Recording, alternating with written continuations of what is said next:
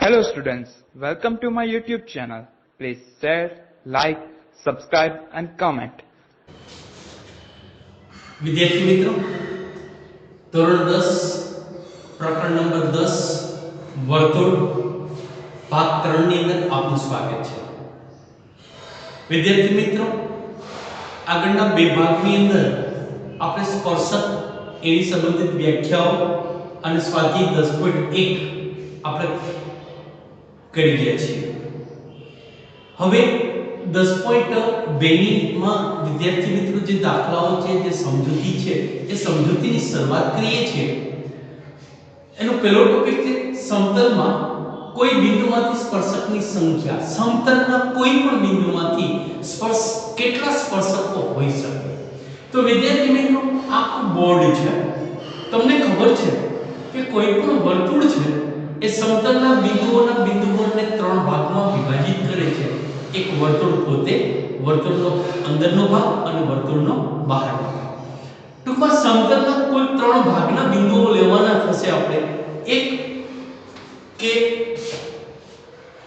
કોઈ એક બિંદુ O છે, વર્તુળનું કેન્દ્ર છે। અહીંયા P બિંદુ છે એ વર્તુળની અંદર છે। Q બિંદુ છે વિદ્યાર્થી મિત્રો, Q બિંદુ એ વર્તુળની બહાર છે, વર્તુળ ઉપર છે સોરી, અને R બિંદુ છે એ વર્તુળની બહાર છે। ટૂંકમાં કહેવા માંગીએ છે કે વર્તુળ છે એ સમતલના બિંદુઓના બિંદુગણનું ત્રણ ભાગમાં વિભાજન જે કરે છે। એક વર્તુળ પોતે, એક વર્તુળનો અંદરનો ભાગ અને એક વર્તુળનો બહારનો ભાગ।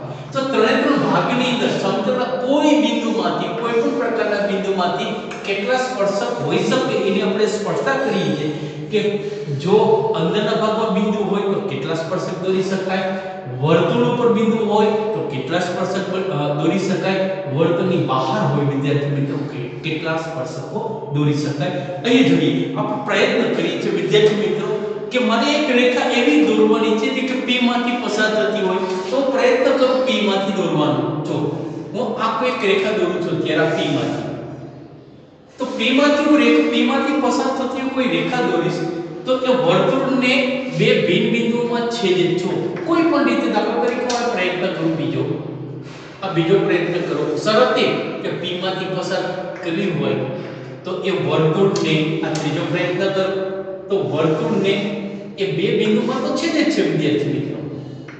તો એનો અર્થ એમ થાય કે જો P બિંદુ વર્તુળની અંદર હોય, બરાબર સાંભળો, જો P બિંદુ એ વર્તુળના અંદરના ભાગમાં હોય તો એક પણ સ્પર્શક દોરી શકાય નહીં, કારણ કે P માંથી પસાર થતી રેખા ગમે એટલી દોરવાનો પ્રયત્ન કરીશ વિદ્યાર્થી મિત્રો તો એ રેખા વર્તુળનો સ્પર્શક બનતી નથી। તો પેલો મુદ્દો યાદ રાખજો વિદ્યાર્થી મિત્રો કે વર્તુળની અંદરના ભાગમાં આવેલ સમતલના બિંદુમાંથી વર્તુળને એક પણ પ્રકારનો સ્પર્શક દોરી શકાય નહીં। બીજું અહીંયા વિદ્યાર્થી મિત્રો આ P બિંદુના આપણે અંદરના ભાગના બિંદુની ખબર પડી ગઈ। આ રેખાઓ દૂર કરી નાખું છું। હવે જો બરોબર આ રેખાઓ દૂર કરી નાખું છું।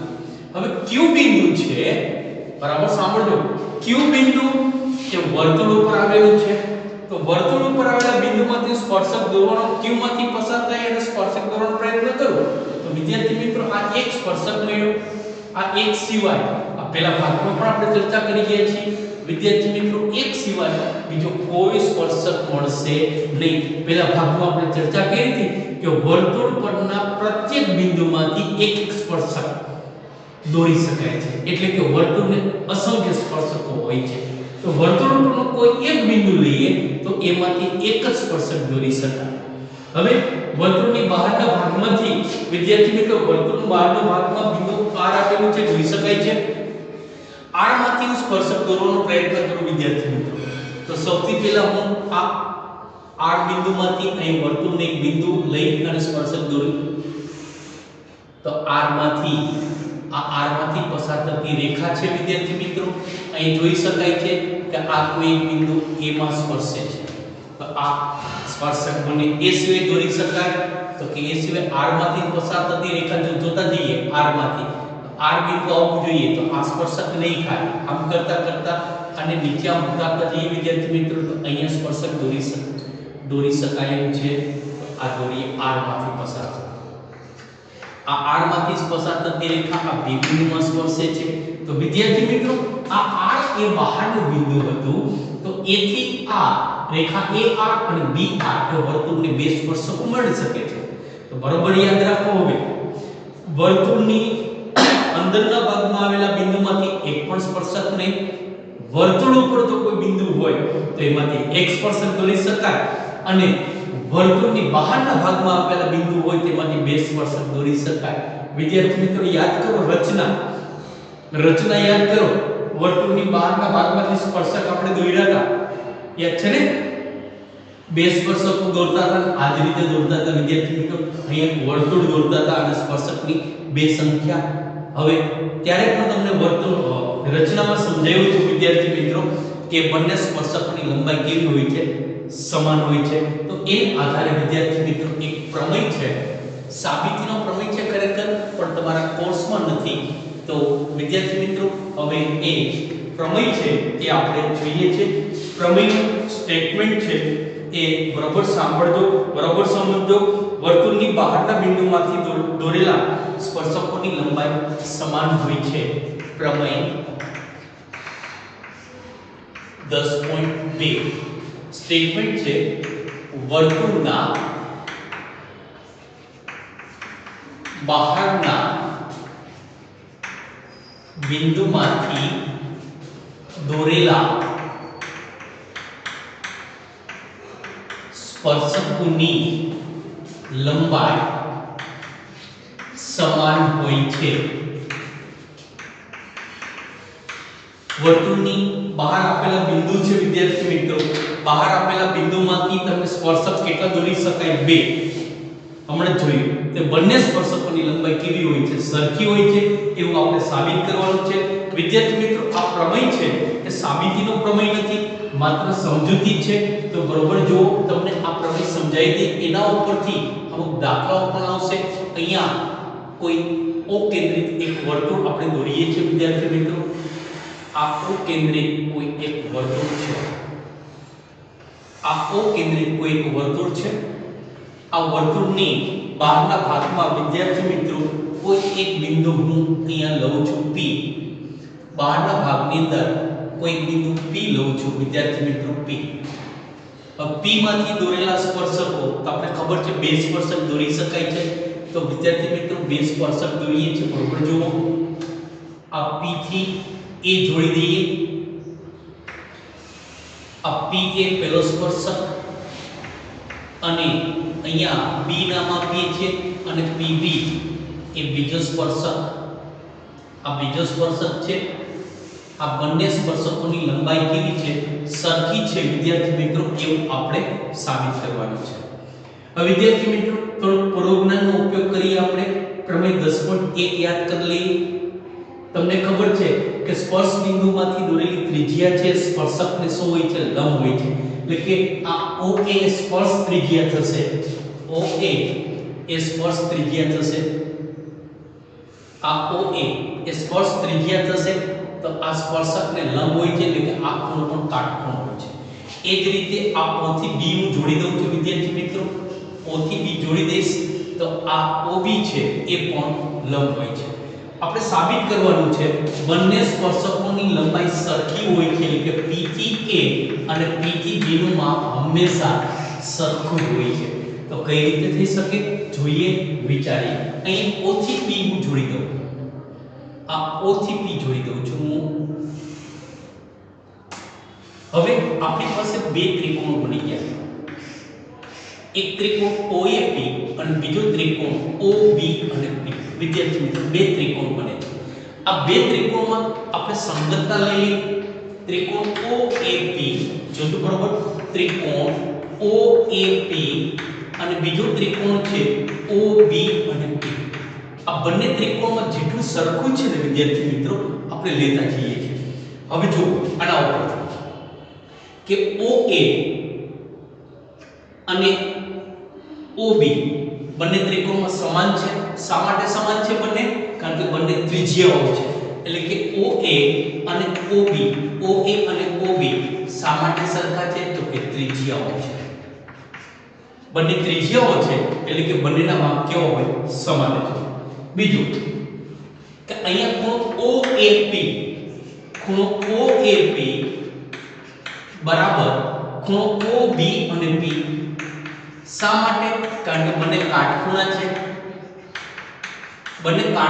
છે એટલે સરખા જ થાય ત્રીજી વસ્તુ તો કે બંનેમાં કોમન બાજુ આપેલી છે વિદ્યાર્થી મિત્રો જો OP તો કે OP બરાબર OP થશે શા માટે કારણ કે એક જ બાજુ છે બંને ત્રિકોણમાં તો વિદ્યાર્થી મિત્રો જોવો બરોબર કે આ ત્રિકોણ બંને કાટખૂણ ત્રિકોણ છે કે આ એક ત્રિકોણમાં કાટખૂણો બરાબર છે બંનેમાં કાટખૂણો સરખા છે બંનેમાં OP એ કર્ણ બનશે અને કોઈ એક બાજુ એટલે કે OA અને OB આ કર્ણ અને બાજુ કાટખૂણો કર્ણ અને બાજુ એટલે કે 9મા ધોરણમાં તમને એક સમજાયું હતું કાકપા પ્રમેય યાદ કરી લે કે કાટખૂણા અનુરૂપ ખૂણા બંને તેવા બે કાટકોણ ત્રિકોણના શિરોબિંદુઓ વચ્ચેની આપેલી સંગતતા માટે એક ત્રિકોણનો કર્ણ અને બાજુ બીજા ત્રિકોણના અનુરૂપ અંગો સાથે સમાન હોય તો એ બંને ત્રિકોણો એકરૂપ બને તો વિદ્યાર્થી મિત્રો કાકપા પ્રમેયને આધારે આ બંને ત્રિકોણો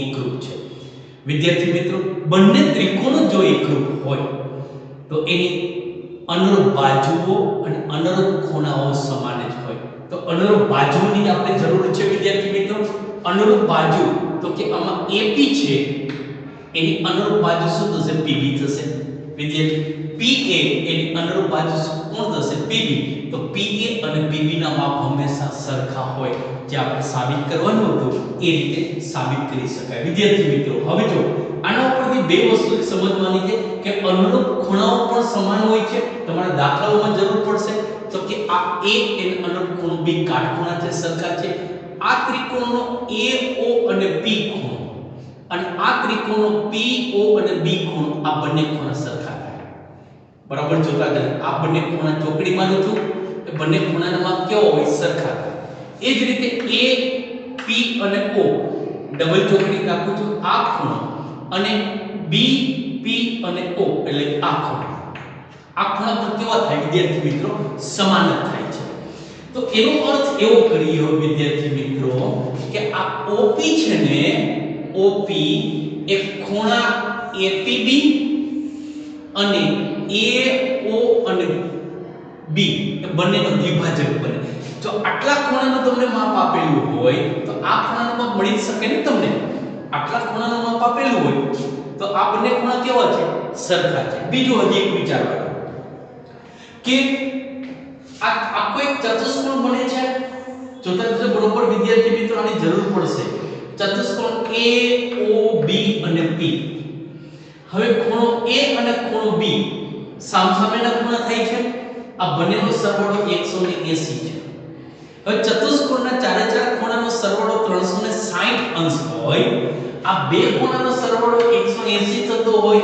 તો એનો અર્થ એ થાય કે આ બંને ખૂણો O અને ખૂણો P આ બંનેનો સરવાળો પણ 180 થતો હોય તો આ ચતુષ્કોણ એ પ્રકારનો બને છે કે ચતુષ્કોણના સામસામેના ખૂણાઓનો સરવાળો 180 થાય છે ચતુષ્કોણની બે જોડ છે ને સામસામેના ખૂણાઓની કેટલી જોડ છે બે તો બંને જોડના ખૂણાના માપનો સરવાળો 180 થાય છે એનો અર્થ એવો કરીએ વિદ્યાર્થી મિત્રો એક નવમા ધોરણમાં પ્રમેય ભણી ગયા છો જો કોઈ ચતુષ્કોણના સામસામેના ખૂણાના માપનો સરવાળો 180 અંશ થતો હોય તે ચક્રી ચતુષ્કોણ બને છે વિદ્યાર્થી મિત્રો તો આ જે ચતુષ્કોણ બનશે આખો ચતુષ્કોણ એ ચક્રી ચતુષ્કોણ બનશે અને એના સામસામેના ખૂણાના માપનો સરવાળો 180 અંશ થશે તો વિદ્યાર્થી મિત્રો આ રીતે પ્રમેયની સાબિતી આપી શકાય પ્રમેયની આ સાબિતી ઉપર એટલા માટે તમને સાબિત કરાવ્યું નથી સમજૂતી એટલા માટે આપેલી છે વિદ્યાર્થી મિત્રો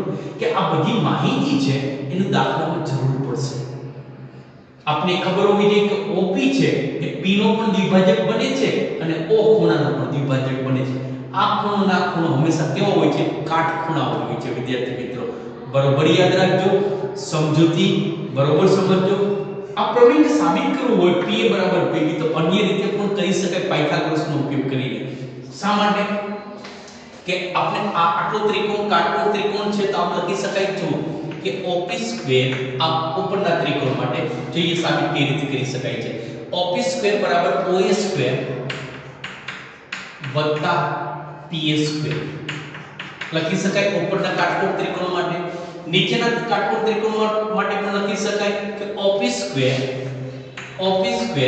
બરાબર OB સ્ક્વેર વત્તા PB સ્ક્વેર પાયથાગોરસનો ઉપયોગ કરીને આપણે સાબિત કરીએ p બરાબર b કઈ રીતે થાય છે તે આ બંનેની ડાબી બાજુ સરખી છે જમણી બાજુ સરખી થાય તો કે એનો અર્થ એમ થાય 1 અને 2 નામ આપીએ તો OA સ્ક્વેર વત્તા PA સ્ક્વેર બરાબર OB સ્ક્વેર વત્તા PB સ્ક્વેર થશે વિદ્યાર્થી મિત્રો હવે જો OA અને OB બંને સરખા છે OA અને OB સરખા છે તેનો અર્થ એમ થાય કે OA સ્ક્વેર અને OB સ્ક્વેર પણ સમાન છે કારણ કે વર્તુળની શું છે ત્રિજ્યા છે તો આપણી પાસે શું વધ્યું કે PA સ્ક્વેર બરાબર PB સ્ક્વેર એનો બંનેનો વર્ગમૂળ કાઢો તો આપણે સાબિત કરવું તો બહુ સહેલાઈથી સાબિત થઈ જાય ત્રિકોણની સમગ્રતાનો ઉપયોગ કર્યા વગર પણ આપણે સાબિત કરી શકીએ કે PA બરાબર PB પણ આ રીતે સમજૂતી એટલા માટે કે વિદ્યાર્થી મિત્રો મને તમને એ કહેવું હતું કે આ ખૂણાનો દ્વિભાજક બને છે બરાબર છે તો વિદ્યાર્થી મિત્રો આ વસ્તુ છે એની સાબિતી બરાબર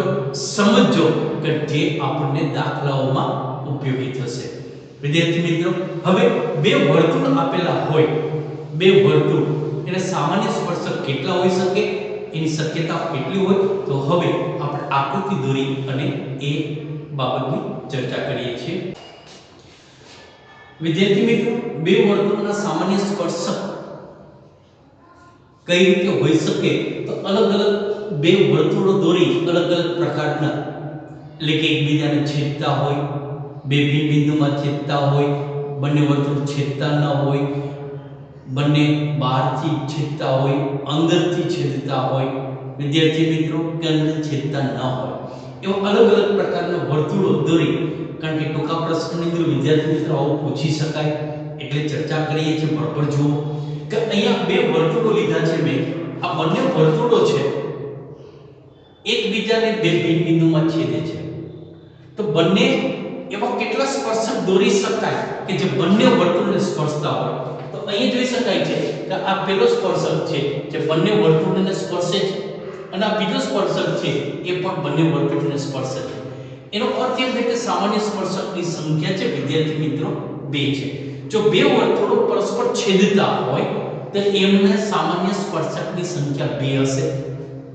અહીં જો બંને વર્તુળો પરસ્પર છેદતા નથી વિદ્યાર્થી મિત્રો જોઈ શકાય છે તો અહીંયા બહારથી તો આ એક સ્પર્શક રેખા આ બીજી પછી આ રીતે ક્રોસ પર આ અહીં જો આ રેખા છે અહીંયા છેદે છે આ વર્તુળને અહીંયા સ્પર્શે છે એ જ રીતે આ રેખા તો વિદ્યાર્થી મિત્રો જોઈ શકે 1 2 3 અને 4 તો આવા ચાર સ્પર્શક મળશે સામાન્ય સ્પર્શકની સંખ્યા કેટલી થશે વિદ્યાર્થી મિત્રો 4 થશે અહીંયા જો બંને વર્તુળો મેં એ રીતે દોરવાનો પ્રયત્ન કર્યો છે કે બહારથી સ્પર્શતા હોય તો બહારથી સ્પર્શતા હોય તો આ એક સ્પર્શક થશે સામાન્ય બંનેનો સ્પર્શક થશે સામાન્ય સ્પર્શક એટલે શું તો બંને વર્તુળનો સ્પર્શક હોય એ જ રીતે આ બીજી રેખા અને આ ત્રીજી રેખા તો અહીંયા સામાન્ય સ્પર્શકની સંખ્યા કેટલી થશે 3 થશે તો એવો જ એક પ્રયત્ન કર્યો કે અહીંયા એક વર્તુળ એની અંદરના ભાગમાં બીજું વર્તુળ છે કે અંદરથી સ્પર્શે છે બરાબર સાંભળજો અંદરથી સ્પર્શે છે તો એનો સામાન્ય સ્પર્શક આ એક જ થશે એક કરતાં વધારે થશે નહીં જે રીતે અહીંયા બંને વર્તુળો છેદતા નહોતા કારણ કે બંને વર્તુળો એકબીજાની બહાર હતા તો સામાન્ય સ્પર્શક આપણે 4 મળ્યા હતા વિદ્યાર્થીઓ અહીંયા બંને વર્તુળ છેદતા નથી પણ એક વર્તુળની અંદર બીજું વર્તુળ આવેલું છે વિદ્યાર્થી મિત્રો તો એક વર્તુળની અંદર બીજું વર્તુળ મારે આવેલું હોય તો સ્પર્શક ગમે રીતે દોરું તો દોરાશે નહીં એટલે કે સામાન્ય સ્પર્શકની સંખ્યા અહીંયા જેમ 1 હતી અહીંયા સામાન્ય સ્પર્શકની સંખ્યા કેટલી થશે 0 થશે વિદ્યાર્થી મિત્રો તો બરાબર યાદ રાખો બહુ જ અગત્યની આ સમજૂતી છે ટૂંકા પ્રશ્નની અંદર વિદ્યાર્થી મિત્રો પૂછી શકાય એમ છે તો હવે 10.2 પહેલા જેટલી માહિતી હતી જેટલી સમજૂતી હતી બધી સમજૂતી પૂર્ણ થઈ છે વિદ્યાર્થી મિત્રો હવે આના પછીના ભાગની અંદર આપણે સ્વાધ્યાય 10.2 ની શરૂઆત કરશું તો એ પહેલા વિદ્યાર્થી મિત્રો ખાસ આ ચેનલને તમે હજુ સુધી જો સબસ્ક્રાઇબ કરેલી ન હોય તો આ ચેનલને સબસ્ક્રાઇબ કરજો આભાર જય શ્રી કૃષ્ણ